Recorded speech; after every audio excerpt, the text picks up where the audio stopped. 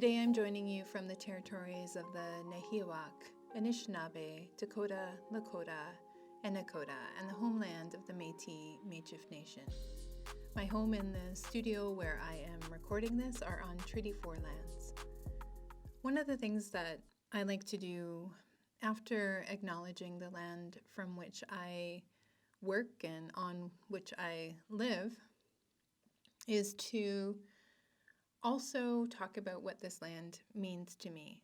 And one of the things that I love about living on the Saskatchewan prairie is the vastness of the prairie. And I feel very fortunate that I can walk out my door and to the end of my yard and look out over the prairie and see sky and trees and animals.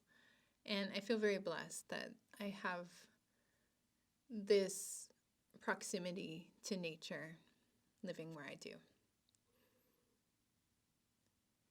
I want to start with a note about the content in this workshop. Some of the content might be activating for your nervous system or even triggering.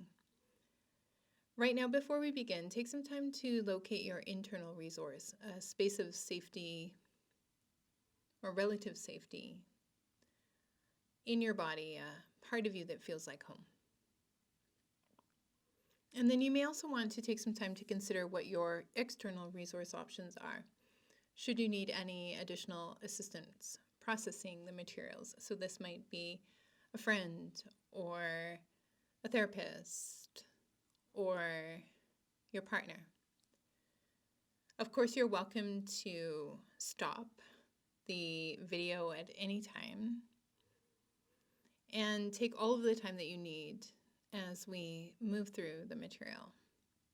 And if you do find yourself feeling activated or triggered, that is when you can connect to that internal or external resource. Let's start with an introduction. My name is Robin, and my pronouns are she and her. I'm a sex educator and a pleasure coach. I want to talk a little bit about the identities that I hold so that you have an idea of my positionality in the world and the particular viewpoint that I bring to this work.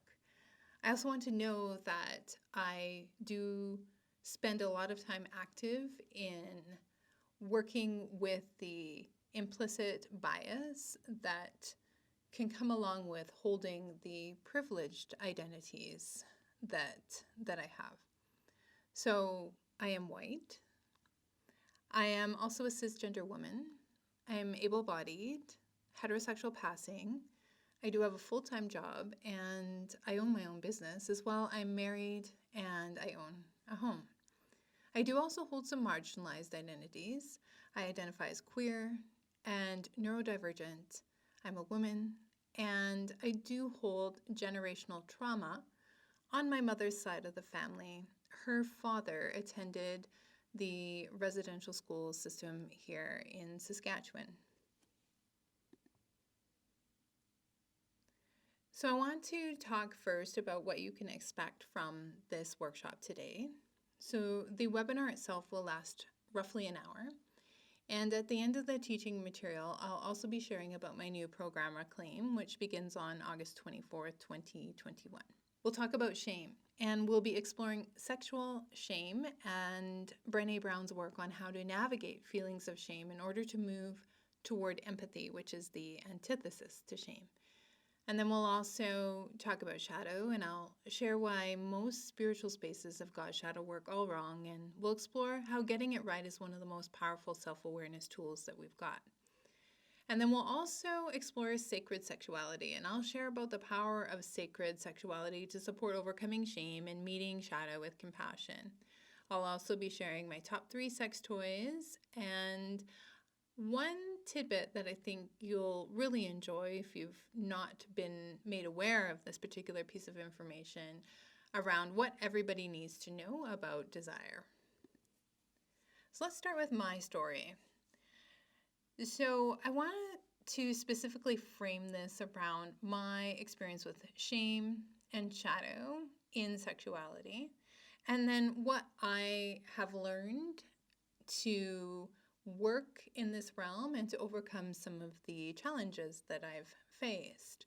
So, first, like most women my age and most people my age, I did not receive adequate sex ed as a teen, and I would say that is probably often still very much the case for many people. But when I was a teenager, sex ed was very, very fear-based, and we learned about sexual anatomy, but not external anatomy, only internal anatomy.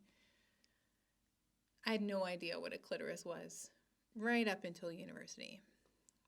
My mom did give me a book about sexuality, again, very much based around reproduction and around menstruation and anatomy, but not about pleasure and sexuality.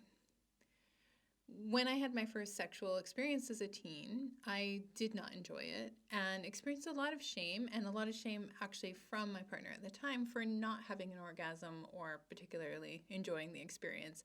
And I was made to believe, not necessarily through his fault, even though I would say probably he was victim to the same kind of conditioning that I was. But I felt ashamed and embarrassed for my body not doing what it was supposed to do.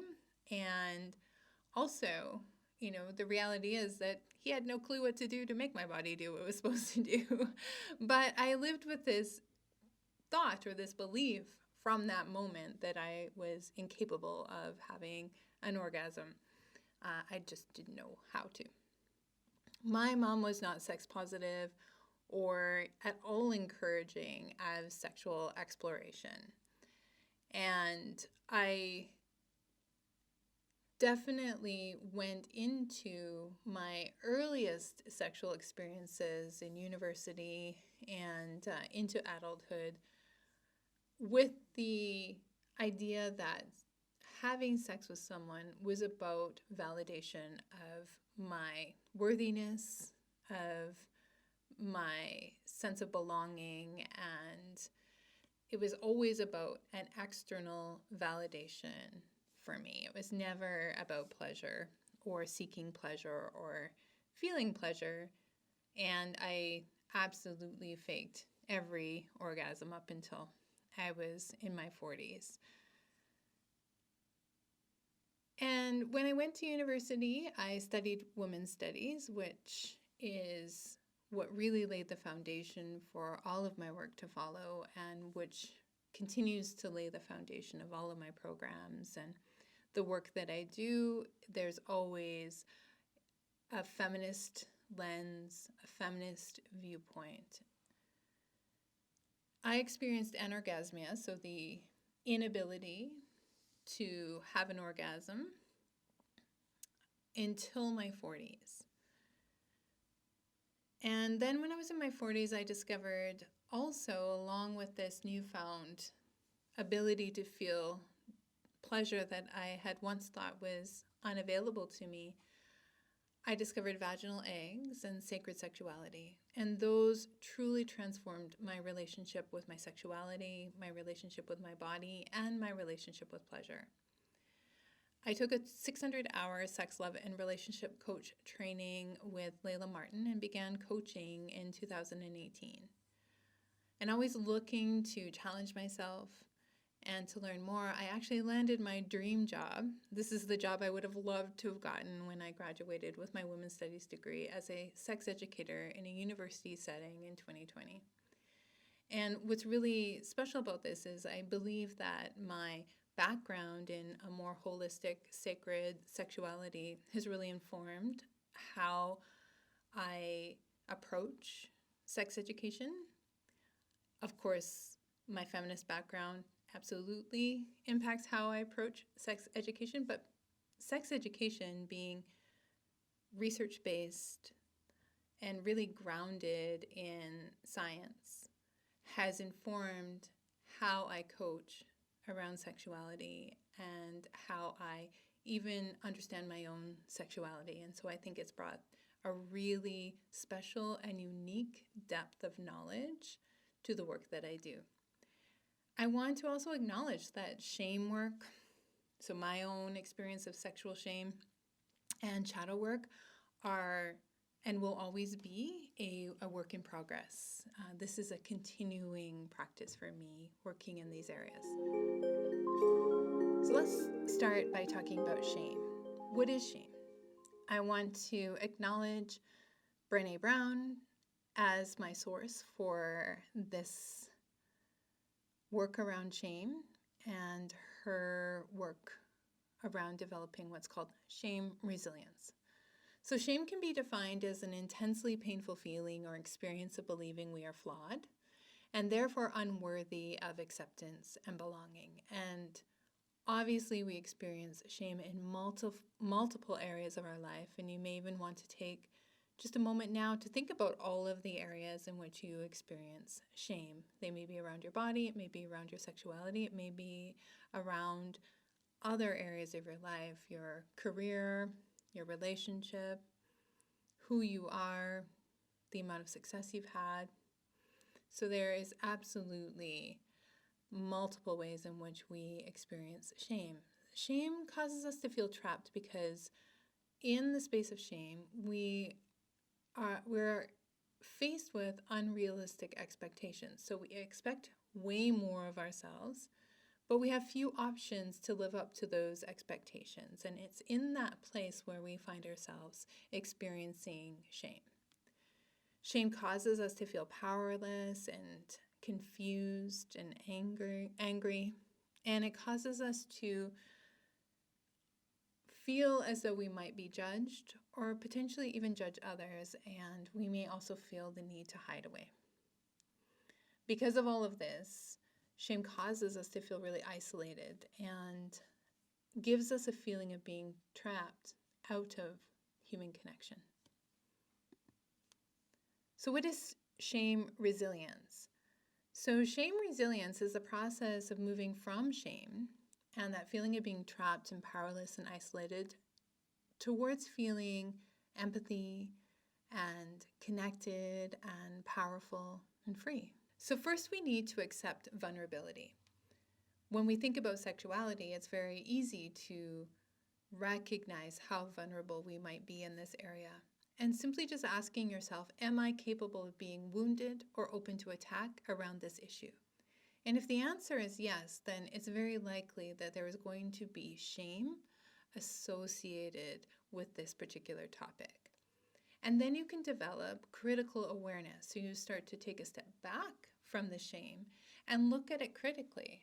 So who am I thinking I am when I believe the story of shame? So it might be in the area of your sexuality that when I believe the shame, I might think that I am not deserving of pleasure, or that I'm not a good girl, I'm bad, or something is wrong with me if I desire this. And then we think about, well, who says that? And chances are it's not coming from your authentic self, but it's coming from something you've learned in your lifetime, whether that's from your primary caregivers or from culture or from the media or from institutions. And then you can ask yourself, well, who is benefiting from this decision? And usually there's a larger structure in place. So it might be that the benefit is about keeping systems of oppression in place, keeping the patriarchy in place. And then what must change? Well, the change is around overcoming the shame and empowering yourself. And then you can think of some reasons how you might do that. One of the crucial things along our journey towards shame resilience is that recognition that we don't have to do this alone. In fact, we're far more successful in overcoming shame when we work in community.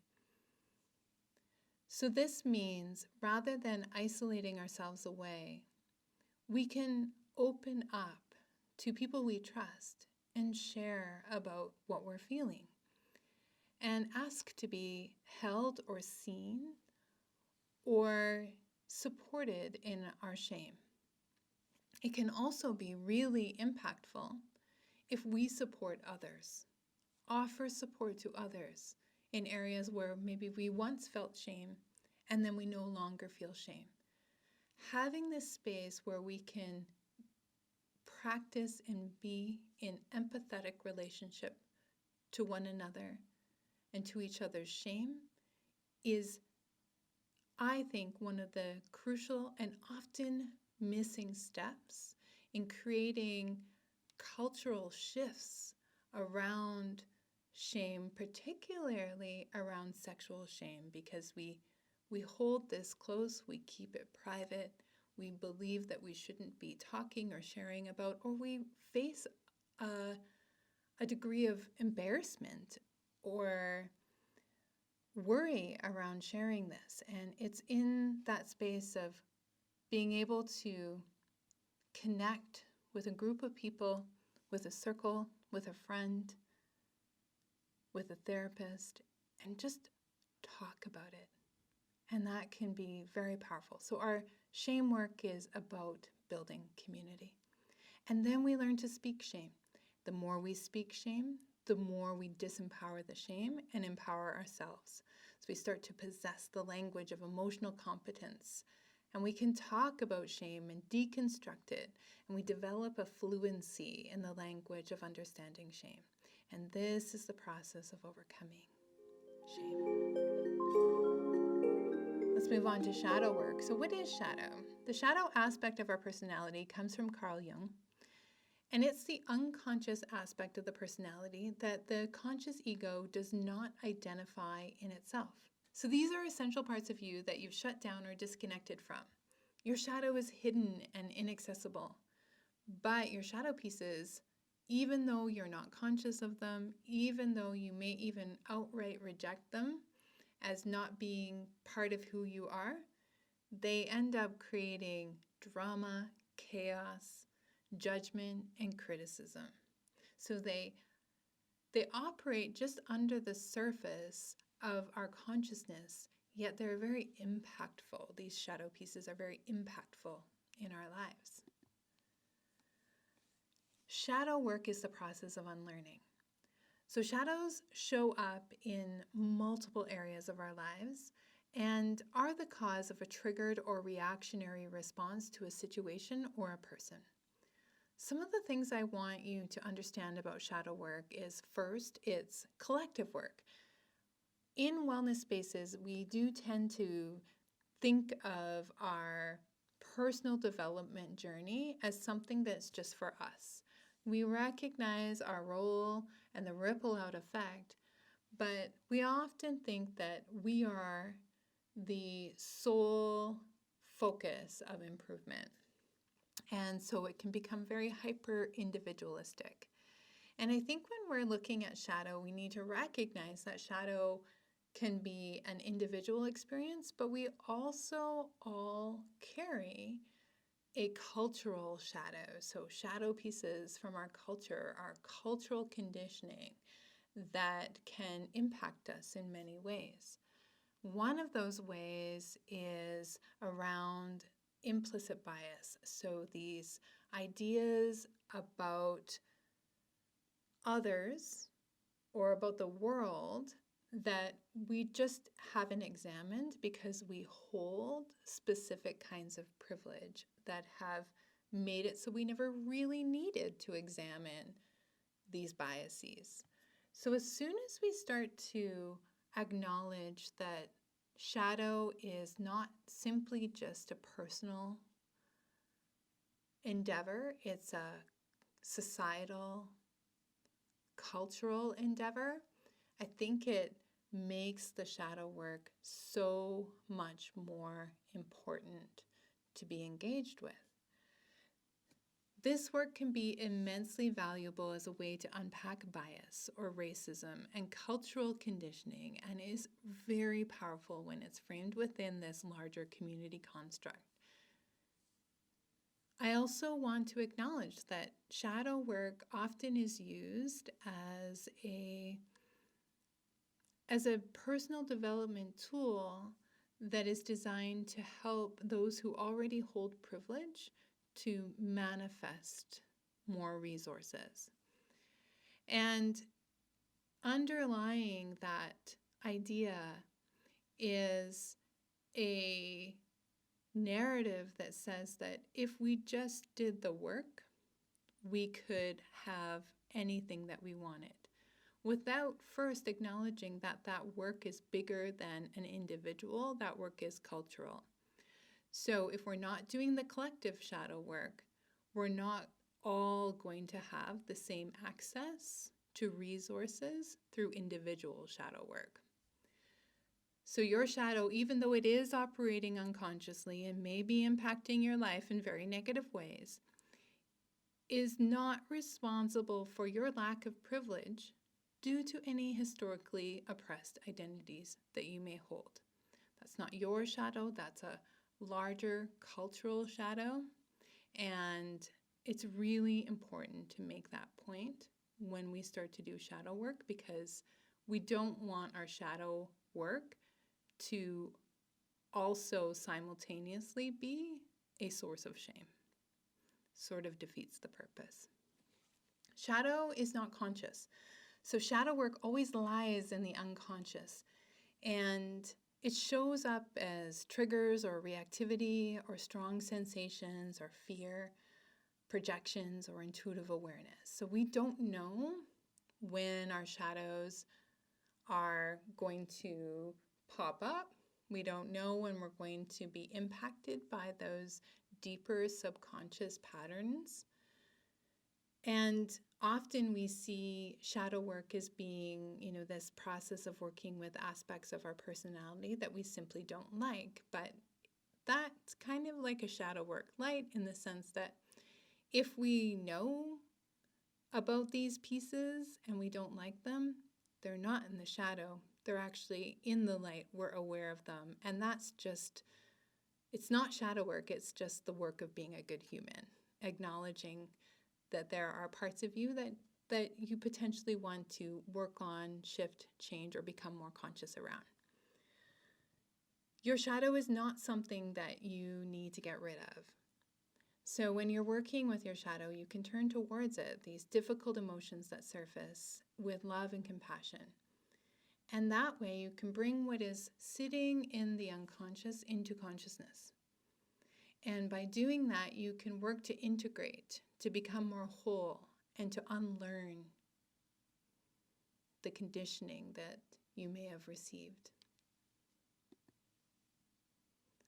So how to do shadow work? So shadow work is about being conscious and mindful and present with yourself. And this is why I believe developing a really good relationship with your body is important. There are many reasons why we might not have a good relationship with our body, and sometimes trauma is that reason. And so I want to acknowledge that if trauma prevents you from having a relationship where you feel connected to your body, that one way to work with that is to reach out to a therapist and do some very targeted work around healing your trauma with a qualified trauma therapist.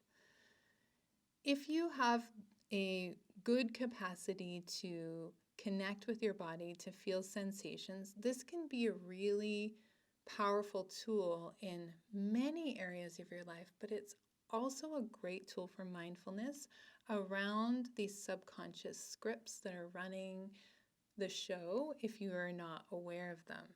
And they may show up like strong sensations that feel really uncomfortable in your body. They might show up in a sense of wanting to hold back from something because you're worried you might be judged for it. It might be feelings of shame, feelings of negative self-talk, a lack of confidence, or an overall feeling of fear. When you feel those feelings, particularly in relationship to sexuality, if we're going to bring the focus back to the content in this particular workshop, when we're thinking about trying something new sexually, and we're perhaps doing research or just having a moment of thinking or reading a book, there may be something that we want to try, and there's a bit of excitement, but next to that excitement are these uncomfortable feelings. That may indicate that there is a shadow piece here that you can work with.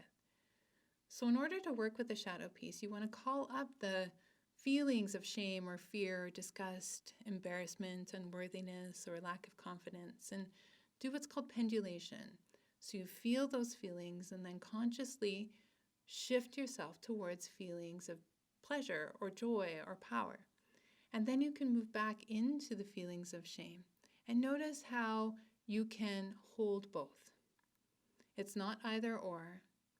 And you can disentangle yourself from difficult emotions and orient towards positive emotions, and then also move back and continue to feel the difficult emotions so you're taking good care of yourself as you lean into the discomfort.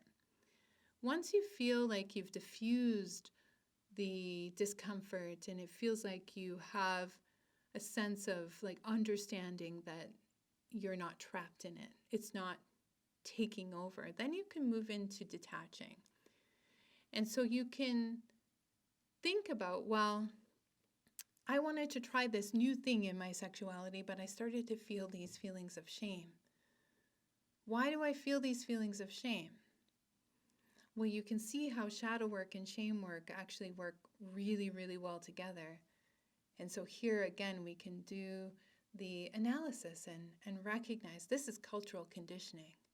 This isn't me. This is a story that my primary caregiver told me. This isn't me. This is something I learned in church or in school. And you can start to recognize that those feelings are associated with what we've learned about ourselves when it comes to being bold or expressive or adventurous in our sexuality.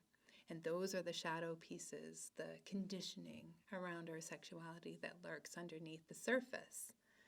Once we recognize that that's not ours, we can then decide what we want to feel about this particular thing.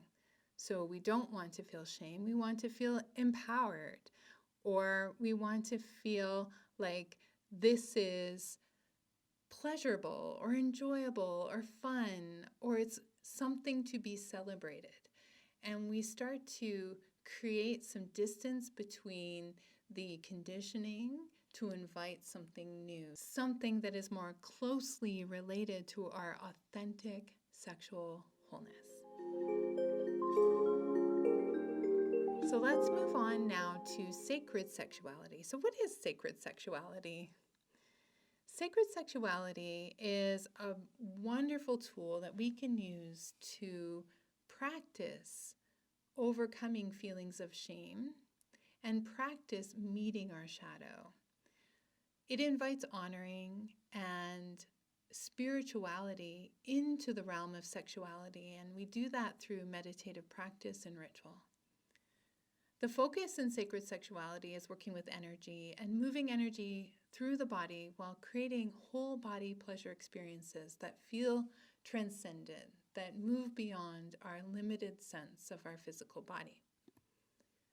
So what are the benefits of sacred sexuality? Sacred sexuality is a natural and holistic way to resolve sexual challenges. So much like every other area of our health, we have options. We can take a more allopathic or institutional approach by going to the doctor, or we can take a more alternative, natural approach by maybe going to a naturopath or a body worker. Sacred sexuality is the natural and holistic way to work with sexual challenges, including intimacy issues, psychological blocks around sexuality, libidinal imbalances, and as anorgasmia. So anorgasmia, again, is the lack of an orgasm. So there are three aspects of sacred sexuality that can support you in your life. So the first is you can feel empowered. Sacred sexuality has the capacity to increase your sense of self-worth, give you a sense of greater aliveness, deepens your relationship with creativity, and allows you to feel a greater sense of satisfaction in sexual experiences.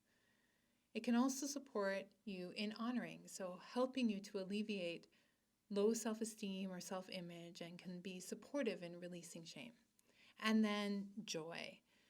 Sacred sexuality can support a positive psychological state. Here are the keys to sacred sexuality. So first is the breath. The breath in sacred sexuality is a tool of mindfulness. It's a tool to support moving energy through your body. It can enhance sensations, keep you present, and create a connection between the external world and your internal world. Consecration is the recognition that your sexuality, your lovemaking, your self-pleasure experiences could also be about something bigger than you. And so in a consecration, you would dedicate or devote your lovemaking or self-pleasure practice to something that feels bigger than you, such as a god or a goddess, or to love, or to truth. Sacred sexuality also incorporates the use of intention. So as you move into a sexual experience and you want it to be a sacred sexual experience, you could set the intention that you would like to tap into your own divinity through the pleasure that you experience, or your intention might be to deeply connect with your partner, or to experience a particular kind of orgasm, or to fully surrender to the pleasure that you feel. Intention is important. It can really support a particular kind of experience. Focus helps you to take your awareness and focus it in on a particular aspect of the sexual experience. So focus might be on the amount of pleasure that you feel, or the way that energy is moving through your body. The focus might be simply just gazing into your partner's eyes. Energy is a big part of sacred sexuality, supporting you to move energy through your body, change the state of the energy in your body, and experience different kinds of energy expanding and even contracting in your body. And finally, there is an awareness of consciousness during sex. And simply put, this is easier to describe as sex is a meditative experience. You are conscious that you are aware of the experience as it's happening, and you are aware that you're aware of the experience. So it offers you this space of consciousness and deep awareness that you can bring into your sexual experience. All right, let's talk a little bit about desire and what we need to understand about desire. If you understand this, you'll feel probably a lot better about yourself and a lot better about your partner. Responsive desire versus spontaneous desire. Spontaneous desire is the always on, always ready to have sex kind of desire. You feel like having sex, and then you seek out the pleasure. Responsive desire, on the other hand, feels the pleasure first, and then the desire follows. And so when you're experiencing responsive desire, it feels like you may not want to have sex, particularly if the circumstances around your sexuality are not exciting or safe or turning you on in any way. So if you're exhausted, or you're stressed, or you feel like your partner doesn't understand you, or you're not experiencing the kind of pleasure that you want to be experiencing, all of those things can contribute to not feeling in the mood for sex. And so in those cases, many folks actually feel like that there's something wrong or something broken. But in fact, it's responsive desire and everything is working just fine because there's just really not a context in which sex feels exciting. And so when there's responsive desire, it's really important to understand what would create a sexy context and add more of that. So what are the accelerators to sexy experiences? So it might be a particular kind of evening where you get to slow down and you do everything sensually and you are really deeply emotionally connected with your partner. It might be simply just getting naked. It might be that you want to have a bath or maybe not even be in your home. So there's lots of scenarios that might create a context where it feels safe and where pleasure feels like it's part of that. So maybe just stroking your skin and you start to notice the pleasure.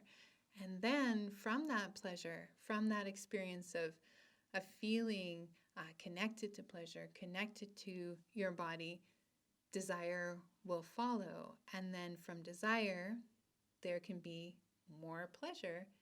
And then from the pleasure, more desire. So that's responsive desire. It needs a particular kind of context in order to dive in and to feel ready, and pleasure supports that kind of desire. So remembering pleasure is very, very important, and knowing what brings you pleasure and being able to communicate that is also very important. And this will support you to have a different kind of relationship with desire. Let's talk about sex toys. First, we're going to explore the orgasm gap. So these are rough numbers. There are studies that show these numbers varying around here. So, 71 to 75, 91 to 95. These are averages. Women orgasm 74% of the time in heterosexual sex compared to 95% for men. So you see there's a gap there. Oddly, very similar to the pay gap. Women orgasm 95% of the time when they masturbate using a vibrator.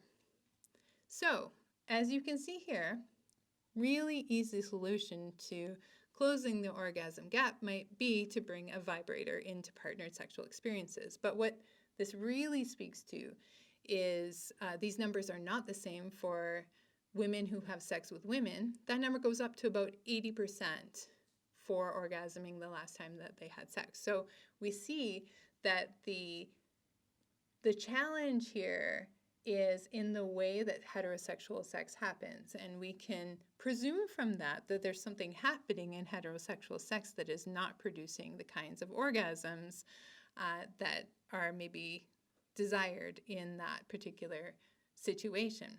What we do know is that roughly 20% of women orgasm through vaginal penetration. 80% of women require some kind of clitoral stimulation to experience orgasm.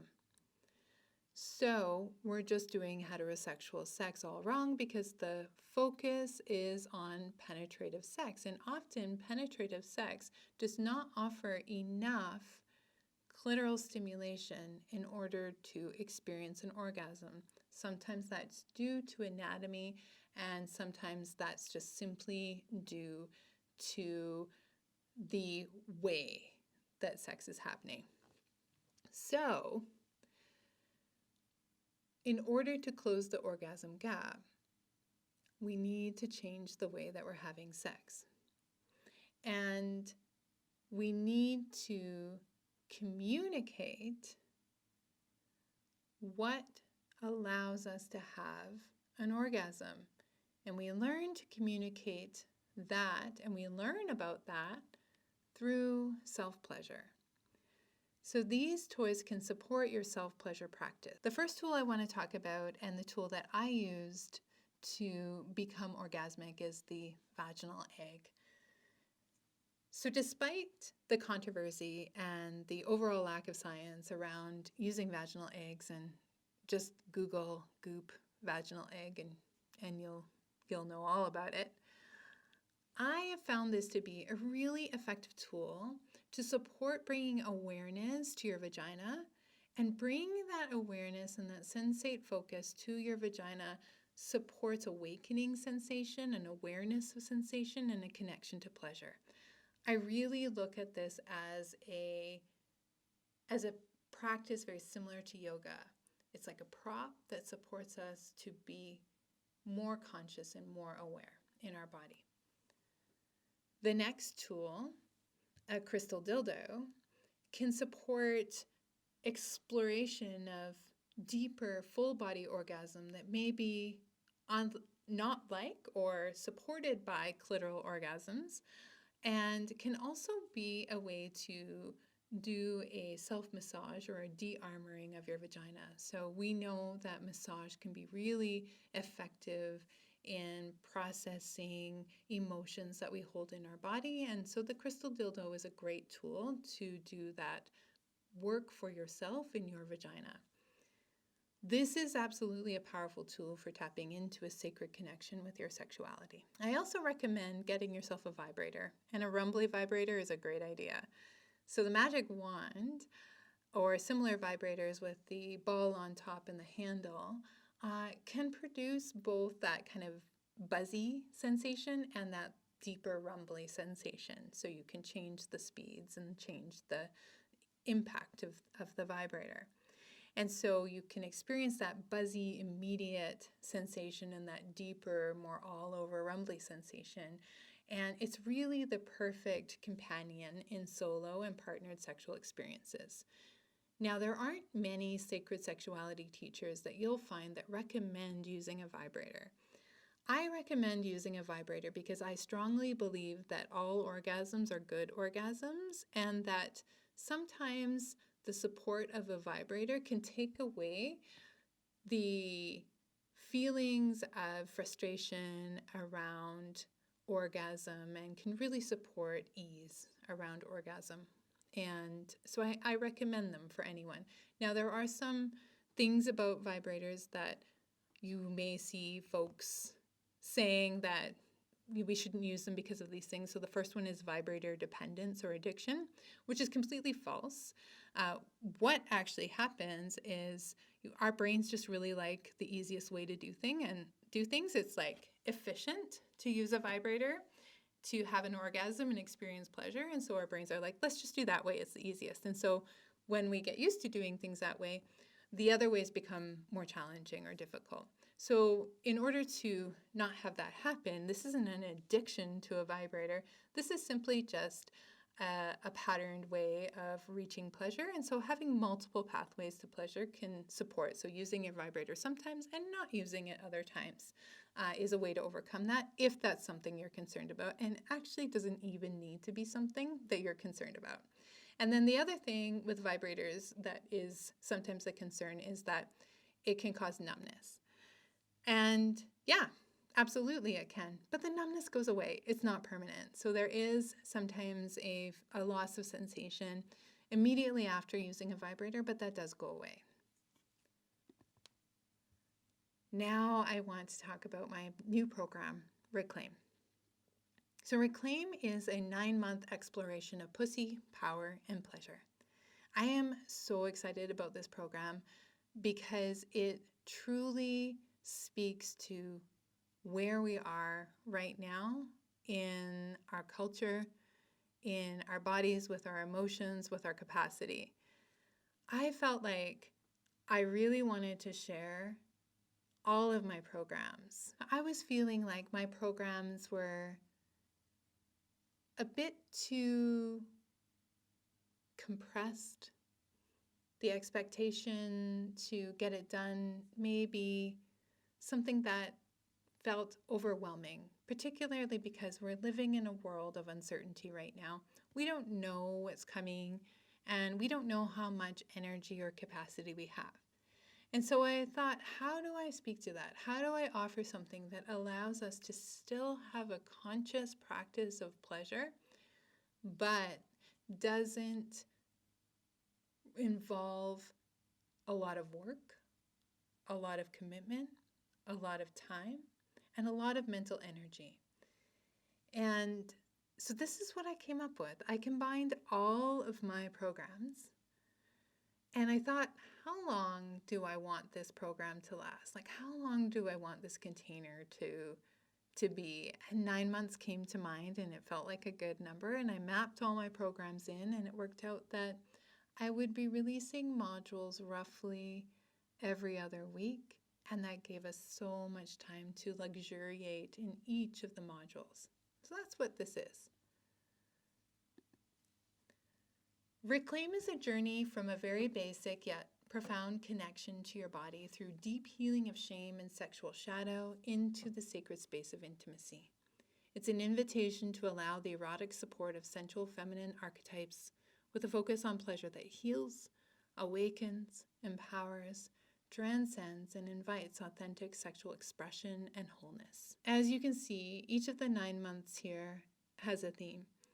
And my courses will be dripped into these themes, potentially out of order from how the course typically runs, but in order with how I foresee us going on this journey together. We begin with foundation, some nervous system healing and connecting to our bodies. Then into desire, a month devoted to understanding desire. So that's when we get to work with responsive and spontaneous desire and understand our own unique desire type and what our roadmap to desire is. And we'll be inviting sexual desire with intentionality. And then we'll move on to Ignite, working with the content in Ignite Your Desire. We'll explore archetype work, which is really, really powerful in our sexuality. We'll do some rewilding and an introduction to sacred sex. Then we'll move into some deep rest. This will happen in December, and we'll explore the seasonal nature of our sexuality as we enter into winter. And then we look at pussy. In January, you will meet your pussy with a guided audio pleasure practice. This is the sex ed you didn't get in school. Then into release, it's an introduction to vaginal eggs and a pleasure practice to release sexual shame. And then on to power, which is an exploration of peak pleasure states, consent, boundaries, and speaking up for what brings you pleasure.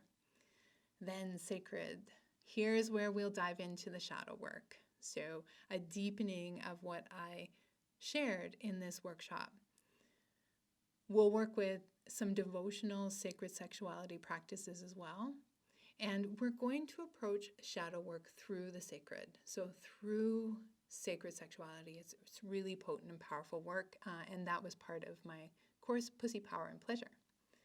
And then we move into intimate. So this final piece of embracing our authenticity, our authentic sexual wholeness, and vulnerably opening the door to deep intimacy. And we'll do that through devotional practice. So this may be deep intimacy with somebody else or with ourselves. So everything that I've created over the last year is in one program, and it's stripped out in this beautifully slow and sensual way. Your nervous system, your energetic and emotional capacity, and your financial capacity.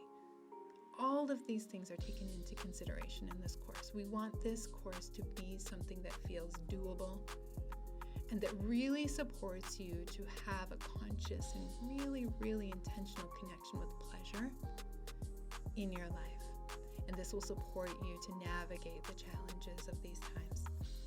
The cost for the program is $111 a month, and that will be for 9 months. You can pay upfront, it will be $1,000, and this is Canadian. The doors for this program close on September 20th. So you can see that we start on the 24th, and I would love for you to join us before the 24th. And the modules and the content will start to release on that day. We'll be having our first group call after September 20th, and that's why I am really leaving this luxurious, open time for you to deeply consider whether or not this is the right program for you. Now, if you have any questions, if you want to look at the program just a little more deeply, you can go to my website, robinjoy.ca, and I'll also link the information in the description for this video. You can visit my website, learn more about Reclaim, and if you'd like, you're welcome to book a call with me and we can talk about whether or not this is the right program for you. I would love to have you in the program. If you have any questions at all, please don't hesitate to reach out. You can share your questions in the comments or email me directly, and I look forward to sharing Reclaim with you.